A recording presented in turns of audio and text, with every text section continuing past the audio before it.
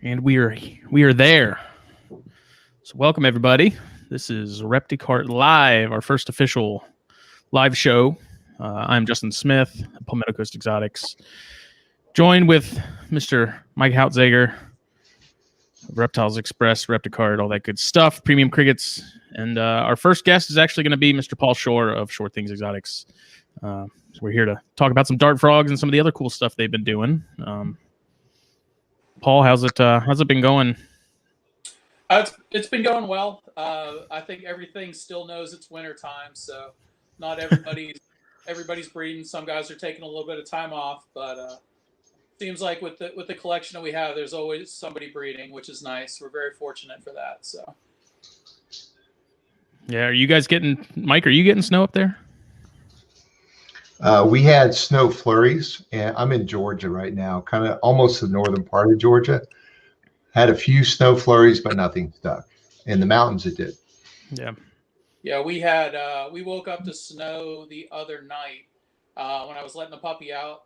It was interesting, and we have a new 3-month-old puppy, so she's still trying to figure out life, let alone snow. So she wasn't too impressed, but it was gone by noon. And most of the snow we've had up here, because we're in Winston-Salem, North Carolina now, most of the snow has been over in the mountains. So you can drive and get to see it, but thankfully it hasn't affected us here. But just on the other end with some of the shipping, we've had to be really mindful and careful on where things are going just because of that. So winter's always a challenge for shipping as far as packing for frogs. So. Yeah, it's they were calling for it down here. I'm on the coast. I'm in South Carolina, and it's like that's unheard of. Like we get like legitimate snow once every like 10 years. So when they start calling for it, everyone starts freaking out. Yeah. And it's laughable compared to, what they get up north and, up in sort of Mike's neck of the woods where it gets actually cold instead of pseudo cold. So, but yeah, I mean, let's jump right into it. I mean, how did you come to be into dart frogs and decide to, build a business out of it? The funny thing about it is I started when I walked into an exotic pet shop after I graduated college. I was given a ball python, and had to figure out how to feed this thing. I knew how to take care of it, but I didn't know how to, where I was going to get products for it and food. And I walked into a pet shop in Jacksonville, Florida, and right inside the door they had a dart frog exhibit, and it was fairly simple and it was small, but it really caught my eye. So I got the food for the ball python and went home and really started thinking about it and went back in there. And that was in 1993. And I've been in and out of doing frogs pretty much ever since. It was just really something different. And once I really got into it, I enjoyed how different the hobby it was compared to some of the other stuff that I've worked with. So I've kind of settled on frogs. We do a lot with geckos as well. It feels like we do a lot of the smaller stuff. So people laugh at me when I say something might be big, but I always joke and say it's big in my world, but not in your world. And when I'm talking to a reticulated python breeder, they kind of laugh at me, but it is kind of funny. Well, I mean, it makes sense because the geckos kind of go hand in hand with dart frogs in terms of care. You don't need a lot of heat or really any, depending on where you are, and so it only makes sense that you sort of carry those as well and work with those. Yeah, a lot of the species have similar requirements, which is nice, and we kind of have got around a lot that not necessarily cohabitate, but they do have similar care. And yeah, it does make the husbandry a lot easier. And then we've kind of expanded our geckos more than anything this last year and a half. So, we've now got a couple Australian species. We have some more temperate and arid species as well, which is nice. It's just something different to work with and makes a nice pace. Yeah. You guys were based out of Pennsylvania at one point, weren't you? We were. We've actually bounced around a little bit, just with some helping out family here and there. We were in Pittsburgh for a while, where we actually had a full shop. We were there to help my mom, and it was going to be part of our 5 to 10 year plan. And as most people know, 2020 was anything but could be something that was planned. So we, with all the restrictions that was up north and within the Pennsylvania area, we weren't able to continue with the store. So we were working down this way and traveling to the North Carolina area anyway most weekends. So we thought it only made sense to that where we should relocate. And I very much am thankful. I saved 6 hours each way. It feels like on a lot of the drives. So Yeah. it's made travel a lot easier, and it's nice because we are a lot closer to what was predominantly the biggest part of our customer base. So it's been a good move. It's been stressful. I mean, when you move as much as we had to move, it's always challenging. And but I miss the Pittsburgh area. That's where I grew up. But just as far as what was able to happen with the store, it just wasn't meant to be. Yeah, that's a tough one. You know, it's already, I feel like storefronts currently are already hard enough to kind of, you know, juggle everything. So when you throw something like COVID in, I think that definitely can be the sort of the nail in the coffin in a sense. Yeah, I mean, with so much going to online, and that's why, ReptiCart is such a nice other option, because there are so many things going to online, and people like that convenience. And the thing that was nice with the store is, we did a lot just by appointment, so we almost weren't dealing with the general walk in and out clients. We were able to set aside time, just because a lot of our time is dealt with husbandry, right? And we work with as many as we did, even having a full-time employee. Setting up appointments made it so much easier. So we weren't really still a typical storefront, but again, just the restrictions that they had put on everything just made it almost impossible. So it was, finding things online is where we were, having to go just to survive. Mm-hmm. So at what point did you decide that you were going to do this, as a full-time business? Because I mean, you guys have been in business for, at least 3 years, because that's when I first got my first starts, which was from you at the Columbia show. So what was the transition into that?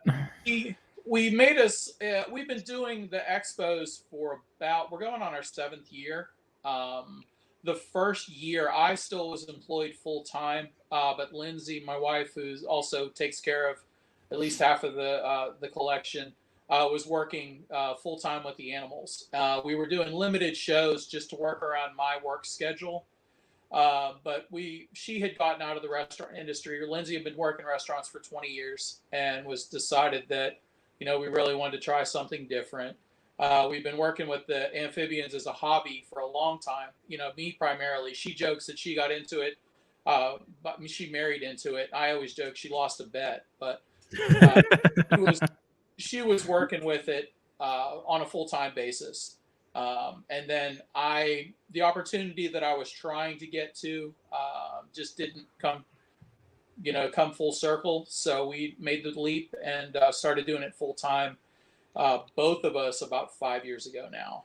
But prior to that, we had been doing some shows, and before that, I was pretty much just a hobbyist that was shipping stuff out. I'd advertise some things if I had it online, or reach out to some of the people that I knew and do wholesale. But with the big jump, we just really, it was nice to be able to get both of us in and work on it full time. So both of us, I think the company actually formed 5 years ago now. Yeah. Hey, are you going to be at the ReptiCon show this weekend, Paul? In Charleston, yes. Yeah. Okay. We're driving down to Charleston. I've done Charleston several times in the past. We've actually had some customers reach out, and which is nice. We always encourage that, to do pre-orders. It does help us with inventory and make sure that we're bringing the right things. And if anybody's really interested in something, they can pre-order it, and we can just set it aside for them and bring it to them. But yes, we will be in Charleston this weekend. And you guys vend, most of the shows you guys vend is in like the Southeast region, right? Yeah. Well, it's funny because when we were in Pittsburgh, we were still getting down this way. So in reality, we were up into New York. We did as far north as Rochester, New York. We did the Expo. There was a couple smaller ones in the Buffalo area that we did. We did some in central PA, we went with ReptiCon up to Baltimore, and then down as far as Atlanta, and then Columbia and Greenville. So we were still pretty much traveling from New York to Georgia when we were based out of Pennsylvania. Since a lot of the COVID restrictions, they haven't had as many northern shows. We did one in Gettysburg in November, and it went pretty well. People still, had a decent attendance to it, and we went up with some friends, so we kind of split some tables. But it was nice because we do have some customers that were up that way that were kind of missing us. So we don't plan on getting up that far very often, but it's still in the framework of, if it's gonna, if it's a show we think it's gonna be worth doing, we'll drive. So yeah, that's a lot of driving. Our Ford Transit, it gets a workout. Yeah. We've only had it for we average about 45 to 50,000 miles a year on the van. Wow. So Wow. it is in the dealership for oil changes a lot. Yeah. So I'm interested that this is our first one, so we're all learning sort of how to do this. And you've put some items for sale up on ReptiCart. I have. Is that something, Justin, you're going to get into? Yep. There. Okay. I'm just interested myself, like there's a lot of different frogs out there. And we've dealt with a lot of different frog people, but how have you sort of trimmed down the line of frogs that you deal with? Is it just dart frogs? Well, the interesting thing with us is our inventory varies a lot because we produce and we sell what we produce. Okay. So not everybody's breeding all year round. We're different in that we're not going to just go online somewhere and order things and have a constant inventory, because not everybody breeds year round. We have some of our larger dendrobaits and some of our bigger phalabaits. They haven't bred for the last probably 2-3 months, just because of wintertime. But thankfully, some of our gecko species do breed during the winter months. And also a lot of our smaller guys, like those ones that you just pulled up, the French yellow legs, they did take a little bit of time off, and but we do have a couple babies now, but they breed, sporadically throughout the year.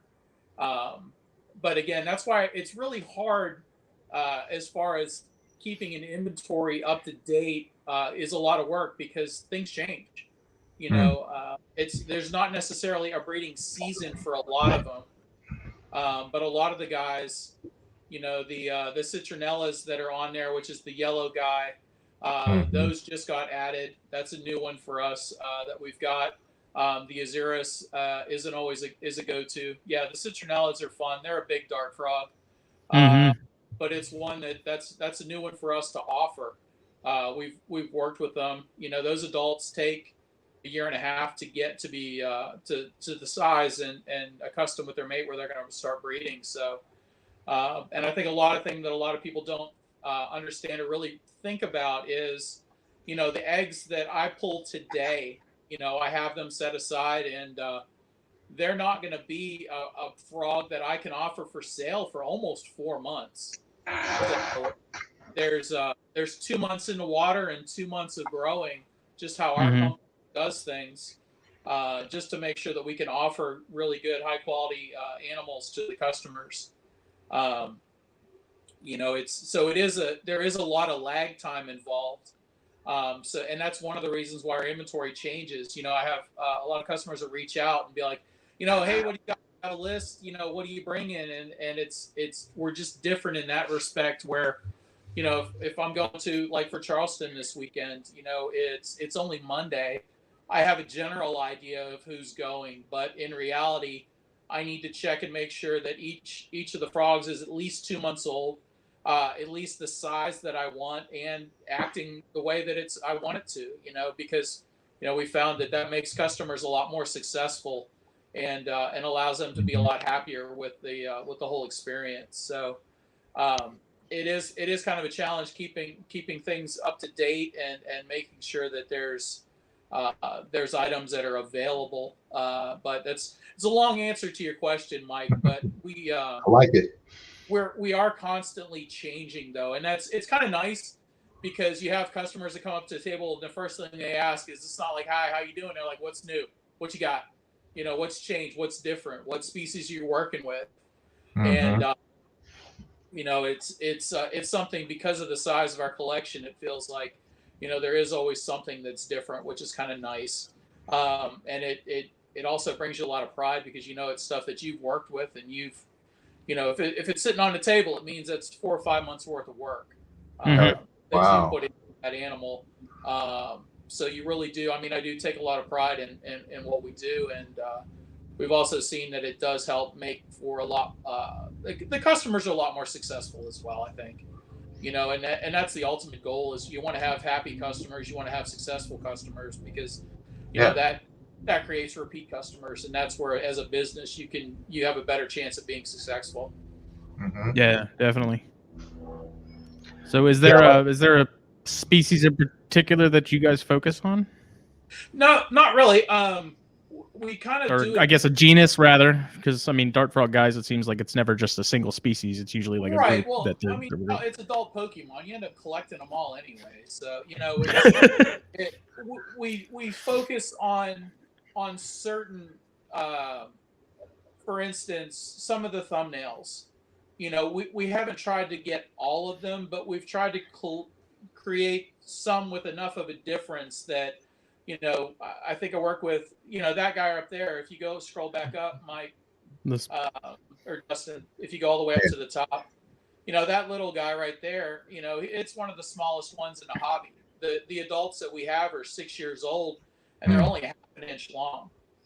Wow. So there's not much else that looks like that one. But if you go down a little bit to the orange one that's on the right that's hand side, Sirensis. Yeah. yeah, those guys, they breed like crazy. I've probably got 15 or 16 babies. They're most of them are too small to offer for customers at the moment, but Mm-hmm. it's a great frog that produces a lot. So you try and run and have a good mix of things that breed frequently and things that breed infrequently, because then again, you've always got something that you can offer, but you throughout the year you do have different things. So within each group, the Ranitamaya are the thumbnails. So we Mm-hmm. try and have, I think we have 16 different species and morphs of the thumbnails. So we always try and have some of those, but that's not what everybody's looking for is the little guys. So we do have some of the larger species, the dendrobates, which is like the Azurus, which is everybody's favorite. Everybody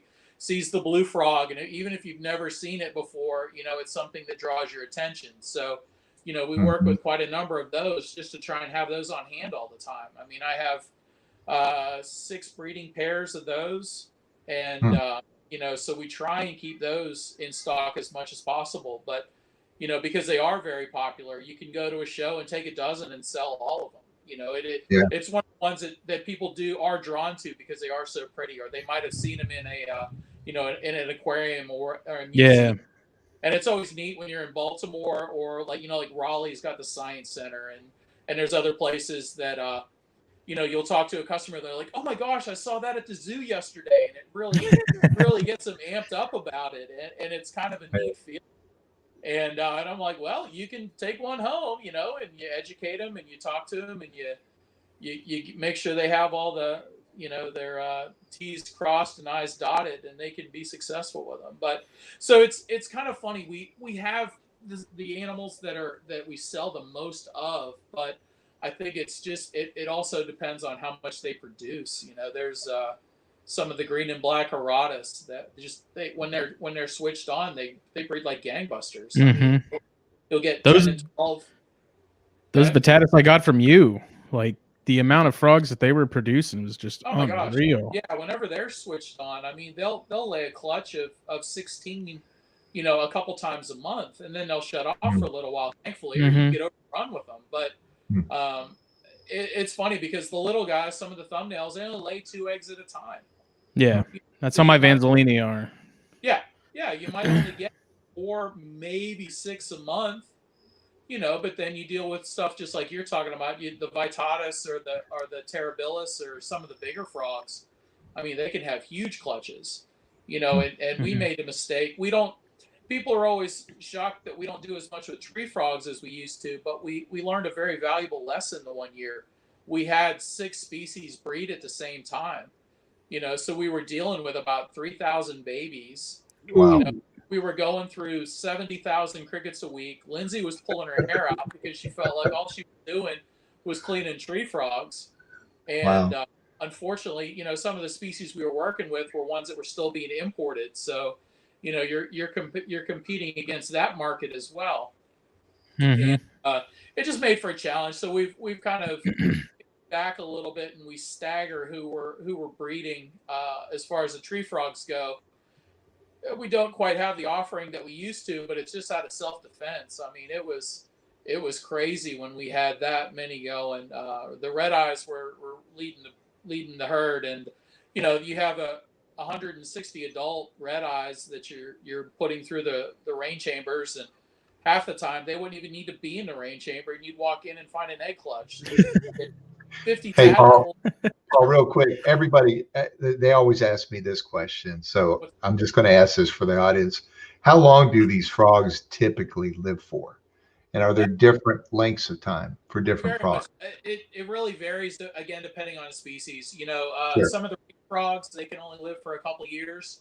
Their strategy is, live fast and die hard. They'll have big clutches. They breed very often, but they don't live more than a couple of years. Some of the tree frog species, again, it seems like the ones that have larger egg clutches don't tend to live as long. So your red eyes are maybe only 6 years. Dumpies, like 8 or 9, Wow. sometimes longer, depending on husbandry. The thumbnail dart frogs, around 9 or 10 years. The thing that really scares and shocks people is a lot of the big dendrobaits, like the Azurus, back to those, the blue guys. 10 to 12 years is Wow. average. 15 is not out of the question at all.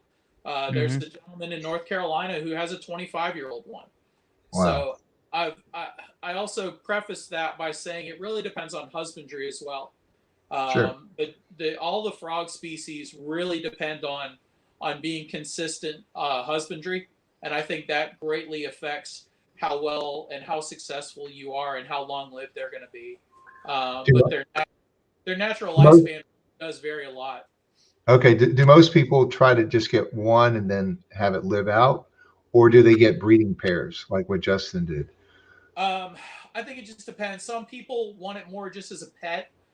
We have some customers that want it for their office. They want something as a centerpiece. They'll have something in their living room, so they're not necessarily looking to breed. They just want something that's going to make a nice display or a nice exhibit. But I think once the customer gets hooked and understands that, oh, wow, if I'm doing my job right, these guys are going to breed, they then start to do and look for groups and look for pairs and look for things that they can then produce themselves. Just because that whole process is a lot of fun. So I think there's a lot of different aspects to it, but even from the casual pet where they just want one frog because they think it's cool, up to the one that's that has 4 different ones from the same genus. So it's nice. You deal with a broad spectrum of customers because a lot of people have different wants and different needs, but it seems like there's usually a frog to fill the niche. Yeah, it's they're definitely addicting. I mean, like you were saying, it's you get the sort of the Pokemon thing going on. Like I got my Vitatis from you, and then within no time, I started getting into Ranatomea a lot, which I actually out of what I kept, I think Ranatomea might be my favorite genus just in terms of I like the size. I've always been kind of drawn to the smaller species of really anything. And just behaviorally, like, especially the Vanzolini, like we were talking about, those are known to be monogamous. So you have a pair, and what blows my mind with them is just the fact that they're that small, but they're also that sort of behaviorally complex. Well, it's neat because some of them have so much parental care, and I think that's something else that people really enjoy working with them, because I mean there's some that go through a whole courtship ritual, egg laying, moving the tadpoles. They take care of them after that. Dad's constantly doting on them, and mom can even come and feed them. So Mm-hmm. there, there's some of the frogs in the hobby that I think people really enjoy that because you really get to watch a lot of that different behavior. And other people like the aspect of it because it's easier. The parents are going to do everything. Your job is to keep the parents happy, Mm-hmm. and they do all the work. So it's another Mm. aspect that people can enjoy as well, just because they might not have the time to tend to the babies, but they can still be successful breeders just by keeping the parents happy. How do you do that, Paul? Yeah, it's It's it's being consistent. I always tell people that consistency goes a long way with the amphibians. A little bit of work each day goes a lot further than spending a lot of time once a week. It's a different mentality. Speaking of the puppy, she found me. Um, that consistency, spending that 5 or 10 minutes a day, and making sure that their environment stays fairly constant, getting the food that they need, getting the supplements they need, and basically just enjoying them for a couple of minutes. Mm. You really get to enjoy them and make sure they're doing what they're supposed to. And the hard part about it is you get to watch the frogs. So Mhm. I it just being consistent, I think, goes a long way at being successful, and just not only consistent with what you're doing, but with how you're maintaining that environment. And that's something that we've really understood, and we try and make sure that our customers understand is the environment really is that important. Mhm. With any exotic, I mean, it's not going to live in your house or in your backyard. So wherever you have it, you really need to make sure that it's done correctly, just so that they can thrive. And with the frogs, people, they look at me like I'm crazy. I'm like, don't buy your frogs right now. Make sure you have your habitat done. You don't need to let it sit for months or weeks like some people say, but you just need to make sure it's doing what it's supposed to be doing, and that's creating a positive, healthy environment for the frogs. Yeah, that was the one thing that I learned very quickly with dart frogs, and in general, is just it became so much like the frogs are almost the decor and the tank is sort of almost the main thing. Like you would think it would be kind of the opposite, but instead I noticed that the frogs were almost the accent. And if you put everything in there and you had a nice selection of plants and bromeliads and stuff like that, it really is. I like it more than a saltwater tank, and it's way less work than saltwater tanks, that's for Way sure. easier. Yeah, I've got a lot of saltwater people that they kind of make the leap, and then they come back, and I'll see them the next show, and they'll be like, "Oh my gosh, that's so much easier than a saltwater tank." Like, yeah, it is. It's a lot easier, and a lot of them are. I've talked to a lot of people that have converted saltwater tanks over to vivariums, so Wow. I can definitely agree with that. And again, it's the same kind of mentality though, as far as doing a little bit of work, but it's just easier, and that's what I think a lot of people enjoy is. They're always intimidated, and they see this little frog that's only an inch, and I'm like, yeah, that's an adult. That's all the bigger they're going to get. And, Hmm. once they get over the shock of, oh my gosh, how I'm going to lose it. And I'm like, no, you're not going to lose it. You just need to give it a little bit of love and a little bit of attention. And after they've had it for a little while, they really get that enjoyment out of it, and that's nice. I always like hearing and getting that feedback from the customers who weren't sure, or maybe talked to a couple shows in a row, and it took them a little bit of time to make the jump. But once they do, they're always really happy with it. So it's rewarding in that respect. So Yeah. Hey, Paul. Um, I'm in the bug business and just recently got into the bioactive business of things. And I've seen it for all sorts of different animals. For frogs, has it always been a necessity to create a bioactive enclosure for them? yeah, it kind of cracks me up because I joke that froggers have been doing bioactive before it was cool. Yeah. We Seems that way to it's me. Yeah, I mean, even as far back, even my first tank was bioactive, and that wasn't even on anybody's radar before then. You just ended up with some of the bugs that came in with the plants, and you're like, oh wow, look what they're doing. You find a dead leaf in there, and you realize that there's little things creeping crawling all over it. And after you get done freaking out because you're not sure what it is, You understand that they're decomposing the tank, and you're like, oh, this is kind of cool. And Right. but yeah, it's one of those where the bioactive, I'm glad it's kind of picked up because people are understanding that if you're emulating where they're from in the wild, which is really what you're doing, the animals are going to be happier. And I think Could with you frogs, define what really, bioactive is, Paul, for anybody bioactive who's listening? basically is you're Yeah. making a small ecosystem within your habitat. So you're Okay. including decomposing invertebrates, which are going to help break down waste and mold. You're Mhm. going to have just different layering of your soils. So you're going to basically take a small chunk out of the environment that the animal's in, and you're recreating that in your vivarium. And it's nice because in most cases, not only does it look well, but again, the animals are just a lot more happier because you're really simulating and duplicating where they're from. And I think anytime you can do that, you've got a better chance of being successful. And just like you were alluding to, I mean, that's what we've been doing all along as a hobby. Is froggers have learned that they do well in their environment, and we understand how important that is. So it's nice to see that a lot of people are also understanding that having a full environment and ecosystem in your tank with your animals is just a benefit to them too. So you sell bioactive enclosures that are already set up, right? You bring those to the shows. You want to talk about that a little bit? Sure. What we end up doing, we learned fairly quickly that a lot of people were intimidated by doing a bioactive setup.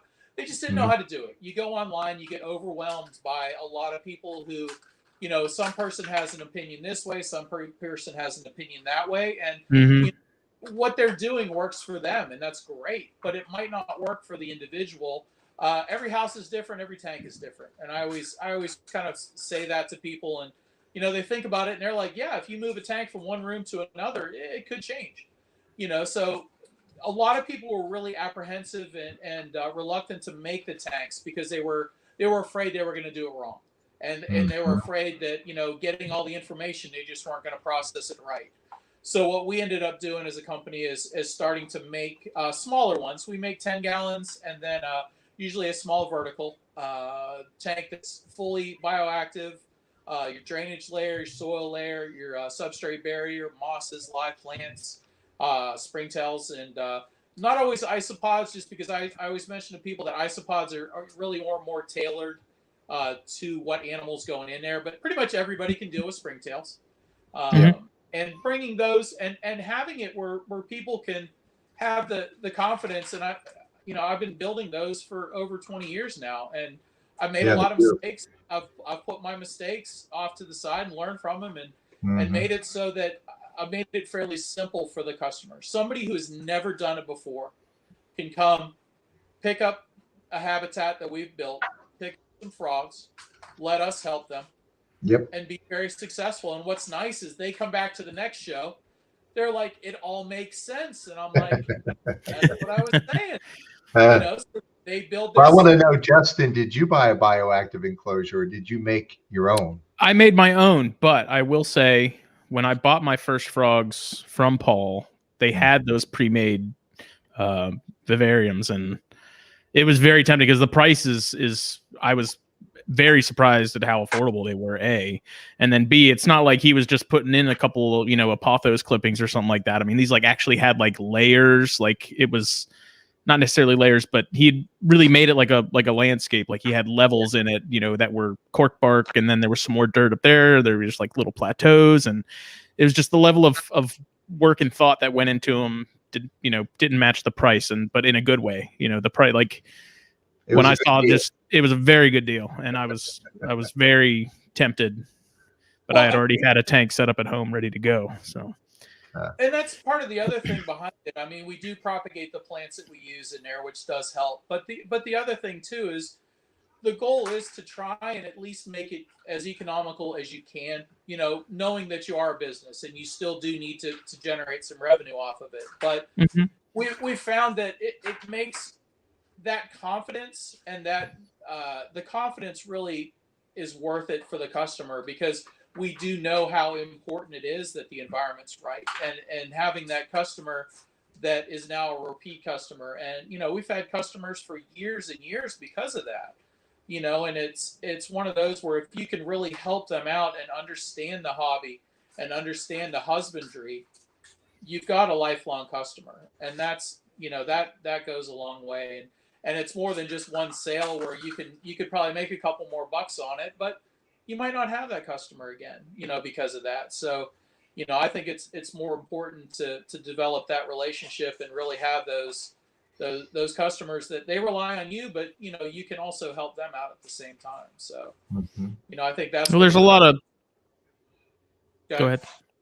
I was just gonna say, I think that's where the value comes in. Is it kind of goes all together with that whole getting you into the hobby and giving you the opportunity to understand how much fun it is, really. Yeah.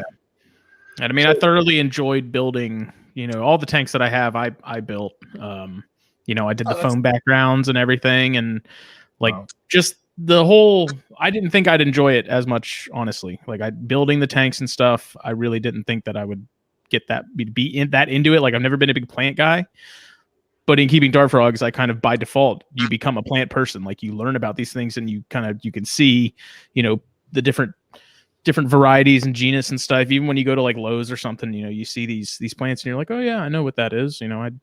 It's just funny because I never cared about plants until I kept frogs. I'm a marine science major that hated botany class in college. I mean, I absolutely and now I find myself gravitating to the plants, just like you said, because the one hobby feeds the other, and I've got just as many plants as I have frogs nowadays. I mean, it's every part of the day you spend at least a couple minutes. I'll go through and trim up a plant, or try to propagate new ones and learn about them, and it's a whole process. And I might not know the names of all of them, but I know what works well in the vivariums. I know which ones work well with the frogs, so at least I got a leg up on that. But playing to catching up the game with the learning of the names of a lot of them. So yeah. So I've noticed on the isopods, people start out with the basics, say a powder orange or something like that, but then they evolve to rubber duckies. Has that happened to you at all? Yeah, it's funny with the isopods, because I think the first people, you're right, Mike, they get it out of necessity. They're like, yeah, what's going to work in my tank? Okay, what's going to be cheap? All right. So I'll spend a couple bucks and I'll get some powder blues or some dwarf purples. I'll throw them in the tank, and then they start going on a forum and they're like, ooh, those are actually really cool. Yeah. The dairy cows or the marbles, the clowns, and yeah, everybody talks about the rubber duckies, and we actually have a couple of those that I'm trying to get to go. I talked to a person that specializes in them, and I kind of picked their brain a little bit, so we're hoping that they'll go. But yeah, it's funny because you go from you start with an isopod out of necessity, and you start collecting them again, and you're like, oh wow, that one's kind of cool. Ooh, that one's different. It's got a different size. It has a different appeal to it, and it is funny where you have isopod people that the first thing they'll go to is look at your isopods and see if you have one that they don't own already, and it's the first thing they'll buy. So it's kind of funny. That's all changed with the bioactives, and it's created its own little community. They're now collectibles, just like your frogs are. It's if you had told me 10 years ago that isopods would be like this giant thing that just blew up, I would have been like, there's no way. Yeah, $20. It is unbelievable just how popular those things have gotten. That long ago, the first thing they would have said is, what's an isopod? They're like, I didn't know. Bottom of the ocean? They're like, how are you putting that into a habitat? So yeah, it's neat, but I think also it is nice that a lot of them do serve a good purpose and really do help out the customers as well. But it is just as funny to see how many people do collect them and have that as their priority. Is they've got a shelf full of isopods at home. And I mean, you go to shows now, and there's literally whole tables of nothing but isopods. Yep. It's crazy. Yeah, it's neat how it's evolved, and it's one of those where you thought it was going to be a flash in the pan too, and maybe it was going to last a year or so, but it's been around for a while now. So the best way of working with Paul Shore and his wife is to go to a reptile show, deal with you directly and buy what you want. But not everybody who's watching this video can do that. So that's why we created ReptiCart. What percent of the people do you deal with directly face to face versus that you're selling online? Have you seen your online business tick up with COVID since we haven't had as many shows as we had in the past? Yeah, the online has picked up quite a bit, but again, it is really seasonal. Yeah, This time of year, it's hard to ship frogs, especially. I've got to double box them, and yeah, all the phase 22s and the heat packs.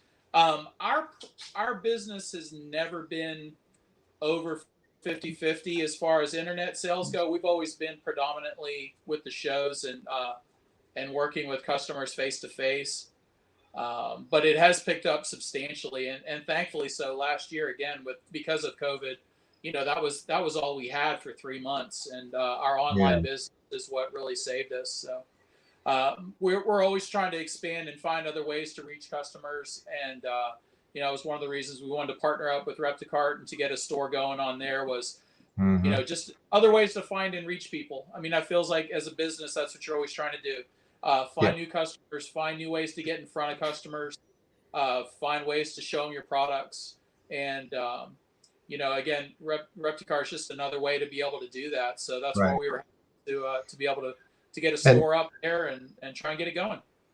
And this video will be archived. And so hopefully people can go on and see this video and then go to ReptiCart and order their frogs as you have them. So that's just another dimension to what we're trying to add to promote you as well. So, we appreciate but right now we're pretty much telling customers don't ship. This is early February 2021. It is so freaking cold out there. We don't want dead animals. So we want things safely shipped. And maybe in most parts of the country right now to this week, don't do it. But maybe the next week or the week after, yes. Yeah, once it warms up a little bit, and again, it's really up to the shipper. I've because of what I've worked with, I've had a lot of practice. Oh, guess what? We have somebody from England watching right now. Oh, that's awesome. Hello, Caroline. This is the first one, so we're trying to figure out how this works. That's kind of cool that there's actually really people watching us. Yeah. Justin, do we know how many people are watching at the moment? 3 currently, but it doesn't tell you what platforms. It just tells you. Oh, okay. Many, so I'm pretty sure in the future we'll have a whole bunch more. I love this format though. This is so easy to just have a conversation. Mm-hmm. Yeah. And I loved how you just brought up the website. I think in the future, maybe it'd be good to talk about each animal that you have for sale. You want to maybe bring up a web screen or a screen and talk about each individual one, pros and cons, or who's it for that Paul has? How many do you have online, Paul, for sale right now? I think there's maybe 8 now. You have 8 frogs? Yeah, okay. On your site, yeah. And like I said, it all varies just because it inventory. Right. That one right there, the bumblebee is probably one of the go-to frogs. Works very well for first-time froggers. The nice thing about it, the list of pros is very much bigger than the list of cons. They do well in a group. Not all frogs like company. That one can do well as a group. That one can do well by itself. They like floor space. They like climbing. So they're kind of one of the universal frogs. And it's one of the ones that is a lot of people's first time frogs, because they are very versatile and they do well with pretty much any habitat that a customer's created. So those ones. I've got a group of those, and they got a lot of personality too. They're pretty funny to watch. Oh yeah, yeah, they're great. We work with 4 different morphs of those guys. The standards are kind of the ones that you're used to seeing. We do also have on the site, but they're out of stock, is the banded Leucomelis. That's the one here you go. Those guys differ just in the fact that their bands are not broken up by the spots. The standards typically all have the polka dots throughout their banding, whereas the bandeds are just like their name says. They've got large, colorful bands. So they make them very bright in the vivarium where you can really see them really easily. Again, same kind of characteristics. They're just originally from a different part of South America, which is why their pattern is different. So it's another great first-time frog. A lot of people will gravitate to one or two of those different morphs. The nice thing about those two, again, even in a 10-gallon setup, you can do 3 of them. They do get along in a small group as long as the animals are similar size. So those do make a really good first-time one. And feed and care. What do you feed them? All of our dart frogs are going to eat wingless, flightless fruit flies. Okay. They're going to eat. Mostly on the market, there's 2 different sizes. They have the melanogaster, which are the smaller ones, and they have the Heidi-eye, which are the large ones. Heidi-eye are about 4 times the size of melanogaster. So depending on what frog it is you're feeding, you're going to use those. They are wingless and flightless, and I always say if they were flying, I would not be doing this. That would be miserable.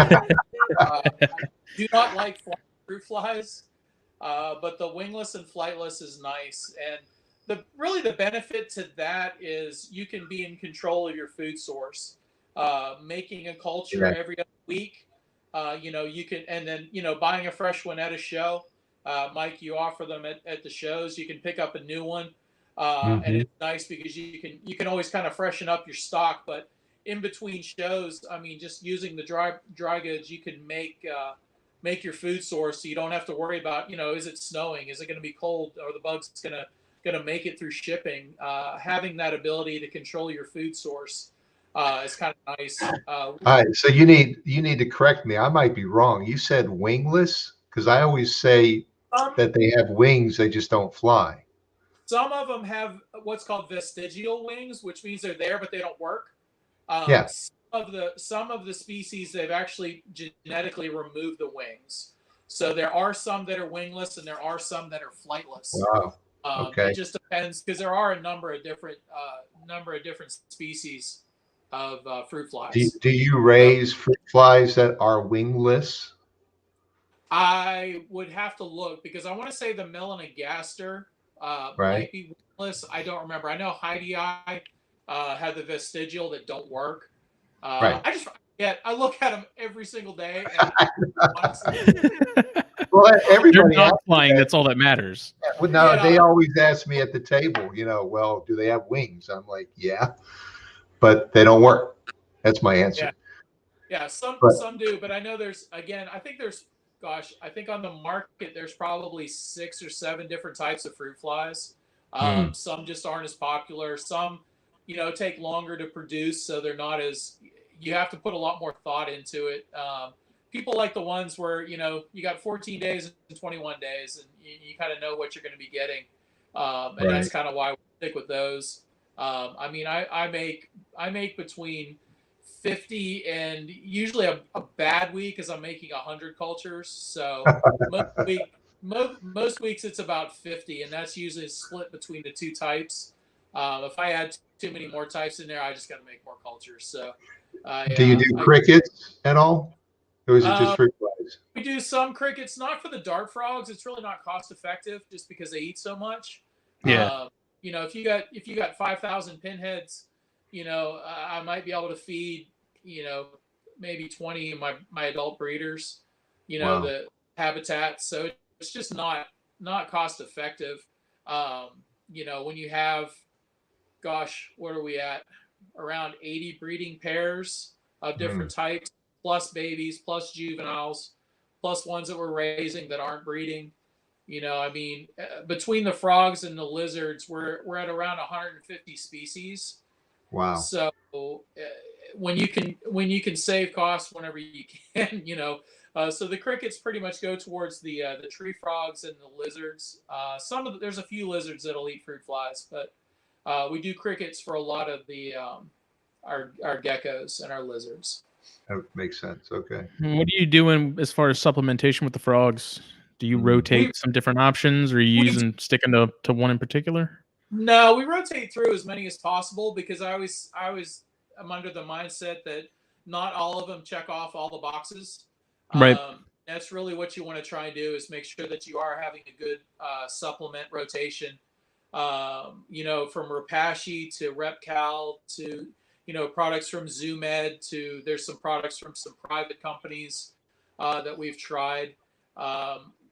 It just depends on, again, if animal's breeding, if it's not breeding, if it's a juvenile, if it's an adult but it's not breeding, you can vary the supplementation a little bit. So a lot of it is just experience, but a lot of it is I rotate through them just so that they're all getting everything that they need.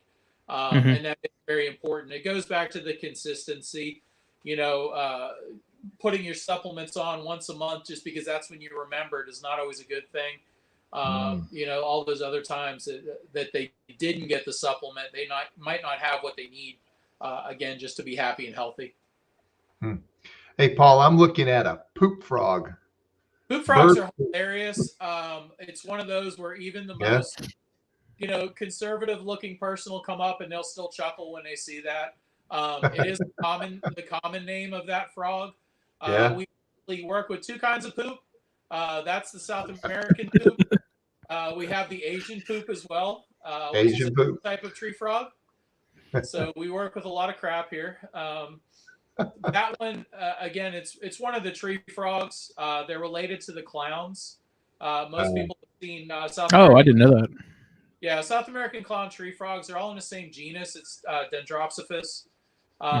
Those guys are really cool just because they have the different gray modeling to them. And what's funny is whenever they're sitting on the leaf, they tend to curl up a little bit, so they really look like a little pile of poop sitting on a leaf. They don't look like a frog. They will sit on the outside of the leaf, whereas a lot of frogs will sit underneath to hide. Those guys will actually get up on top, and because they sit with the arch, it's kind of where they got their name from. It's kind of hilarious. But yeah, a lot of people just giggle at that. They'll see it and they're like, "Oh my gosh, they have poop frogs," and it's kind of funny. And how is in terms of breeding, tree frogs versus darts? I mean, tree frogs are a bit more involved, right? There's a lot more with it. You usually have to use a type of rain chamber. You usually have to cycle them. A lot of the tree frogs only breed if they know that there's water and their tadpoles are going to survive. Right. So our job is to trick them into thinking that they were in a dry habitat. Now they're in a wet habitat. And it encourages them to breed, and their babies will make it. So doing the tree frogs is a lot more involved, but you also normally get a lot larger production, so you don't have to breed them all the time to get a decent amount of babies. Our Borneo file-eared tree frogs are huge frogs, but you maybe only get 20 tadpoles. Our dumpy tree frogs, which I just put in the other part of the garage just to cool them off, and most people are like, wait a minute, the frogs are in the garage? I'm like, yeah. The dumpies are sitting at about 62 degrees right now to put them through winter, and when they breed, they can have up to 2,000 eggs. Oof. So wow. Yeah, I'm making sure all the other shelves are clean when they come out of the I had a friend that bred them that was not ready for that, and I've learned from his mistake. He was very, very overwhelmed very quickly. He had a lot of baby tree frogs. Now, can you mix and match any of the frogs that you have, or do you need to have, like if I buy a poop frog, do you only have poop frogs in the cage? Can you mix any of your frogs with others? I recommend going with just individual species. Again, It's one of those, you're going to hear a lot of people have different views on that. I respect all their opinions. From my experience, again, you can tailor the habitat better to the one species and really make them happy. The big problem with tree frogs and dart frogs is dart frogs don't swim. So you have to have a water source for your tree frogs. Tree frogs use a water bowl to defecate in. So that's their bathroom.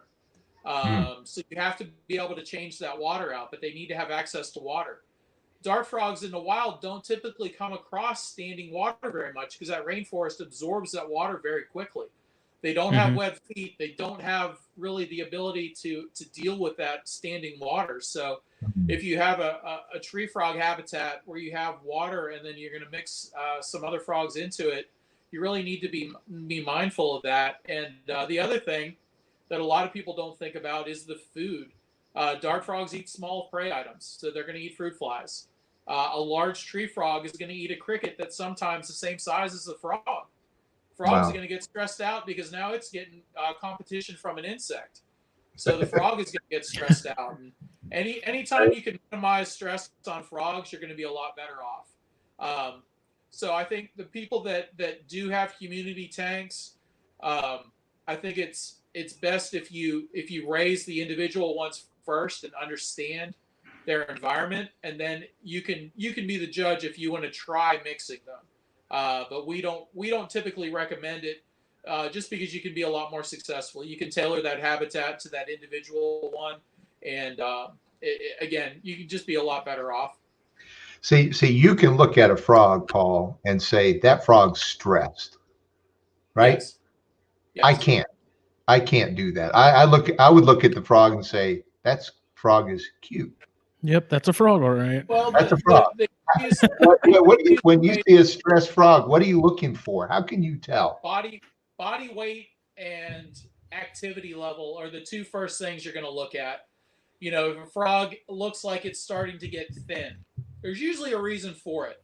You know, a fat frog is a happy frog. You know, a thin frog, with some exceptions, is usually when it's being stressed. Also, is it coming out? Do you see it eat? That's what, you know, the general rule of thumb with most of our frogs, we tell people is, you know, get your morning coffee.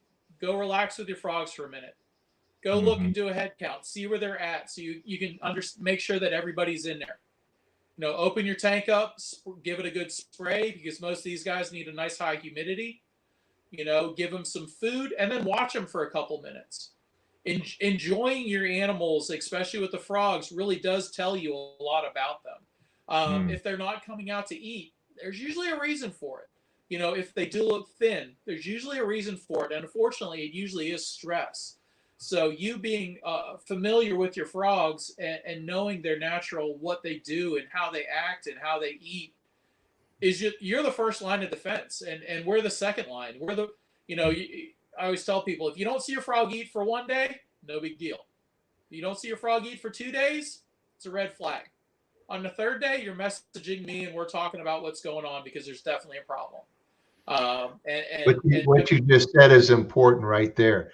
Do you stay actively involved with your customers and you provide additional levels of advice on how to keep the frog healthy and alive?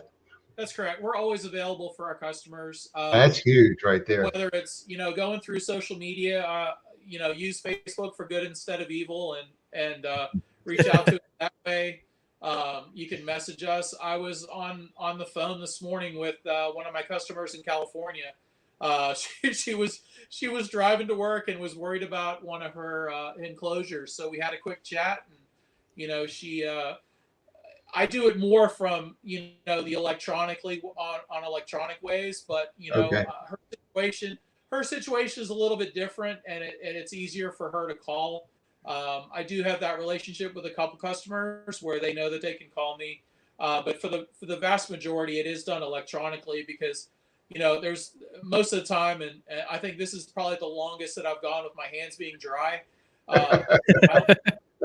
So I normally cannot pick up my phone or answer it. So going electronic is usually the best way. We check our messages in the morning, throughout the day when we're taking a break, and then usually in the evening as well, just to be able to get back to our customers. Because, you know, with frogs, being able to make adjustments quickly is the best way to get them happy again and get them healthy. Letting something go, and I tell this to my first-time customers all the time, is if you think it's a question, ask it. Don't go, well, maybe. I'm like, no, it's a question you've got. Ask it. You know, if it's important enough that you've thought about it, ask. And that way we can talk about it, and you can now learn, okay, that isn't something I really need to worry about. Or, oh my goodness, I'm glad I reached out to you, because that was something that can make or break, you know, the success of your habitat. Yeah, that is kind of the unfortunate side of groups and social media in general, is it makes people a little gun shy to ask questions, for Yeah, I fear mean, of so many people getting you hear roasted. about it. They went online. They thought the right thing. They reached out and posed a question in a group, and then they got berated because they've got people that they forget that there's people that are new to the hobby. There are people that haven't done this for years. Hmm. You know, even people I learn every day. It feels like, I know who I ask my questions to, and it's very few and far between. But I'm fortunate that I have resources that I rely on too. I don't know everything. I would never claim to know everything. I know who to ask, and that goes back to my college days when my professor told me, learn the material for the test, but after the test, know where to look it up. And anymore, whether it's looking it up or reaching out to people that you trust to ask Right. the question to. I mean, you're really just trying to do what's best for your pets, and that's why asking the questions is so important. Hmm. And being there for the people and being able to answer the questions is so important. I think that's something a lot of people lose sight of. Unfortunately, nowadays with social media the way it is, and they're afraid to ask, and it's because they can fix problems and be able to have things get fixed relatively quickly, Yeah. just by someone giving them a minute of their time. So So, I do feel that's important. see, what I'd like to do, Paul, moving forward with all this is at a show, there's magic that happens at a reptile show. That interaction that you have with a customer, but you're talking to one person about an issue that one person has. But that issue also, probably 1,000 other people have the same exact issue. And if I Right. could figure out a way that we can use this technology to capture that and then replicate it, to everybody, and they say, oh, okay, that answers the question. Now let me get another frog from Paul. So I don't have the answer of how to do that, but that's what I'd like to try to ultimately, maybe one day we'll bring on somebody who wants to buy a frog and have them ask you the questions. Heck, I You know, want to buy a frog now. They are like the ultimate office thing, man. Like, I'm thinking about, yeah, I'm getting more as I'm just talking to you, just thinking, I mean, in our office at Premium Crickets, that would be a great little thing to have in the front office. I mean, well, this is the one thing that I talk to, because I talk to a lot of people about offices, and I actually have schools and school teachers and things like that are customers. And the one yeah, question I always ask is, what happens when humans aren't there? Are the climate, because frogs do need 72 to 77 degrees, yeah. is the environment going to still be maintained at that, or is it something that you need to do Okay. and supplement? So Okay. So let's treat me as a customer. So yeah, I'm at the Repticon table saying, Paul, I want to buy a frog. And then you're going to ask me that question, 72 degrees. So I would say, yes, I can maintain the environment at 72. However, my problem is on the weekend, there may not be anybody there. Is that a problem? it can't be. It depends on your consistency during the week. The great thing about it, and what we've learned from a lot of our school teachers, is Right. they maintain husbandry Monday through Friday. So what happens is you feed a little heavier on Friday. So come Mhm. Saturday morning, they wake up and there's still usually a little bit of food in there. And that's one of the things that makes the frogs nice, is they are out hunting and active, and that's what makes it nice to have sitting on the desk, because they are looking for food. So you do get to Right. see your critter. Saturday morning, they're going to be out. They're going to hunt around for a little bit. They're probably Hmm. going to polish off everything that's in the tank. Going over Sunday, there's really not going to be much in there for them to eat, but that's not a problem. Skipping days isn't a bad thing as long as you're consistent the rest of the time. And the Hmm. nice thing about it is Monday morning when you're in there, you can give them a nice big dose of their supplements, because they're going to be hungry. You're going to mhm. know that they're going to get a lot of that they need. But what's nice is they're now a little hungry, so they're going to get a good dose of that. So skipping days throughout and having a regiment that includes a day that you skip from time to time is actually not a bad thing. Um, Supplements. Tell me which ones they are. I know the food. What supplements would you use?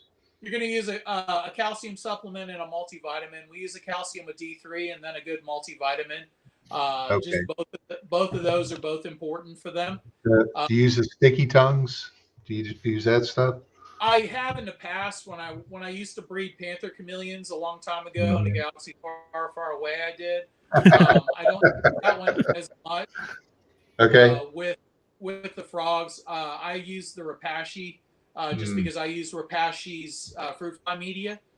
So I use their Supervite, their Calcium Plus, and then I use Zoom Ed. The consistency on the Zoom Ed calcium is really nice. Sticks to the fruit flies really good. Okay, and you sell that at shows as well, right? We do. Yes, sir. Okay, excellent, excellent. Okay. Yeah, we try to be a one-stop shop as much as possible. So do you know Alan Rapace personally?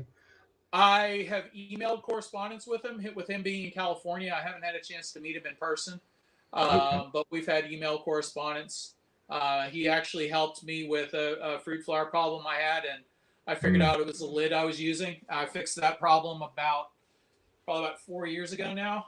And I share that with my customers too. What I learned from that experience, I was losing about 10% of my cultures. They were burning themselves out because they weren't getting enough ventilation. The lids that I was using, the ventilation would almost kind of fluctuate, and it was a manufacturer's issue. So I went to a more consistent fruit fly lid, and I've not had that problem since. But Alan actually helped me with that. Yeah, that's kind of what I see the formula for success in our industry is not being afraid to reach out and ask for help. Because as you said before, Paul, nobody knows everything. No, they don't have all the answers. I mean, in our cricket operation, we've had everything collapse, I don't know, 3 or 4 times. And all of a sudden, it's weird. Everything just dies. No idea why. But if you reach out to the right person, they may give you a hint here, or the other person gives you a hint there. And before long, you've got the solution. So, but if you think that you're that smart and you know the answer, well, you're not going to be around very much longer. Yeah, well, and it's, again, it's just trying to get over that fear of, oh, I'm going to ask questions and people are going to think I don't know what I'm doing. It's no, you're trying to do what's right by your animals. So. Yeah, that's why I don't know a lot about frogs, but I don't mind being part of this because I want to be part of the conversation. So. And I like the way you run this thing, Justin, too. I appreciate the smooth flow on this as well. So, all right. So you want to sort of wrap this up a bit? I was thinking about an hour, but we've gone over. Yeah, it's a little over an hour now. I was curious because you have that picture of that Amirga as your profile picture. Are you still doing anything with those? Because those are gorgeous. The babies that I have right now are sold and going to New Hampshire as soon as the weather clears up a little bit. I have a couple tadpoles in the water. They're such a funny frog because they're not the most outgoing. They're probably, in my opinion, one of the prettiest. And with everything else, it's in the eye of the beholder. But the chromes are such pretty frogs, but they're just a little quirky. They hide a little more. They sound like a bird. So you think the first time you hear them call, you think you had a bird get into your house. They do well in a group, but when they breed, only the dominant pair breeds. So you have a bunch of that's interesting. You have a bunch of cast members that are in the play, but they're not doing a whole lot. They're just holding props. But so even if you have a large group, you typically only have one pair breeding. They have fairly good sized clutches, but their babies come out very, very small. So they've been challenging in that respect, but I love them. They're such cool frogs, but they're a little quirky. That's a genus that just seems super underrepresented in the U.S. hobby. I think a lot of it is basic availability. There's a couple species that are here, but there's a lot of species of them that are in Europe. The company Understory in Canada does work with some of them, but they're just a trickier frog to breed. They don't breed for everybody, and there's some that you need to have a decent amount of environment done correctly for them to even get a chance at breeding. So they're a quirky little frog. They're really pretty. Again, the color of that is spot on accurate. I mean, they're that pretty. Yeah, I remember seeing them at the Columbia show when I got my first frogs from Yeah, you. You we had some have for them. sale We that usually day. have them a couple times a year. We'll have them. They're a seasonal breeder too, where it feels like they breed in the spring and in the fall. So Mhm. it's not like they're even necessarily going to breed all year round, which is another challenge. But awesome frogs. I love them. But yeah, they're a little quirky. Nice. So we have S&H Exotics has joined us, and they enjoy the conversation. Yeah. Thank you for being here with our very first live stream Yep. with ReptiCart. Yeah, you gotta be careful with frogs because, like I said, you'll go down that rabbit hole and you ain't coming back. Yeah, it's not hard. Yeah. Well, hard. if people want to get in touch with you and they have any questions, where can they? What's the best way for them to reach out to you? They could go through Facebook and go through Shore Thing Exotics, or they can reach out through shorethinexotics.com. We do have a website as well. You can reach out that way and send it via email. But again, Facebook, use it for good and stuff. People go through Facebook and reach out to us, the messenger. My wife Lindsay and I get the messages, and we respond back to those as quickly as we can, just to try and help get customers their questions answered. Those are two probably the easiest way. You can check us out on Instagram as well. Instagram will end up getting us a message through Facebook also. Those are really the main platforms that we use right now. Yeah, I think I included the links below in the description, to the Facebook page and stuff. So awesome. Thank you. And of course, on ReptiCart.com, you can directly order one of your frogs, and then the shipping is already calculated, so you have the total price. You may decide to wait a little while before you ship it until it warms up, but you can place the order through that. Doesn't get any easier than that. Mm-hmm. Yeah, we were double checking the inventory on there as well. So we go back and like I said, our inventory does fluctuate a lot, but we do our best to keep that up to date. Add new frogs as they're becoming available, and the ones that get sold do obviously get taken off there. But you can always reach out if you have a question about a certain species. We do work with a number of species that, again, just because they're not breeding doesn't mean we don't work with them. Always reach out, and we can help out. And if we don't work with it, we can usually know who is and can put you in contact with somebody to help you out.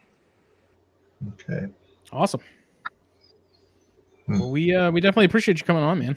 No, thank Justin and Mike for having me on. I really do appreciate it, and thanks for your support and allowing us to do that. Thank you. Next time I'm at a show, I'm sure I'll see you. Say hi, definitely. This weekend. Yep, this weekend in Charleston. Yep, Charleston, South Carolina. Just a hop, skip, and a jump from me. So, all right, y'all. Have a great evening. You too. Thank you very much. See y'all later. All right. Until next time. Peace.